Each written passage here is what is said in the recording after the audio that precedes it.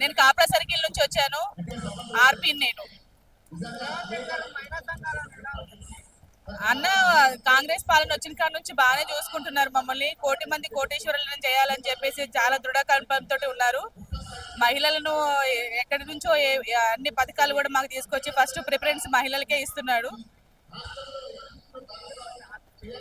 ఆర్పీలు మేమన్నా అందరికీ బాగానే చూసుకుంటున్నారు. మా జీతాలు కూడా కొంచెము ప్రభుత్వ దృష్టికి తీసుకెళ్లి మా జీతాలు కూడా పెంచమని మేము రేవంత్ అన్నని కోరుకుంటున్నాము. 8 నెలల నుంచి శాలరీ లేవు. ఏ దానికైనా మేము కూడా వస్తాము, పార్టిసిపేట్ చేస్తున్నాము. ఏ సభకైనా మేము కూడా మనుషులను తీసుకొస్తున్నాము, సభ్యులను తీసుకొస్తున్నాం. మాతోటి ప్రెసిడెంట్లు, సభ్యులు వాళ్ళు వస్తున్నారు. కొంచెం మాకు కూడా జీతాలు పెంచి ఇంకా కోటి మంది కోటేశ్వరులలో ఆర్పీలను కూడా కొంచెం మమ్మల్ని కూడా చూసుకొని జీతాలు పెంచమని చెప్పేసి ఈ సభముఖంగా అన్నకి తెలియజేయాలని చెప్పేసి మేము అనుకుంటున్నాం అన్న.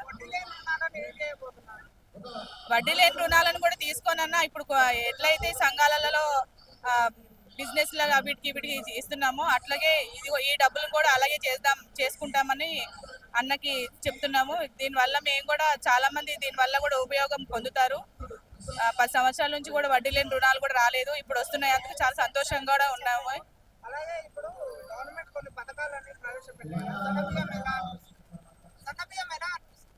సన్న బియ్యం బాగానే ఉన్నాయి. అంతకుముందు దొడ్డి బియ్యం తినేవాళ్ళం కాదు, ఇప్పుడు మాత్రం సన్న బియ్యం ప్రతి ఒక్క ఇళ్లలో తింటున్నాము.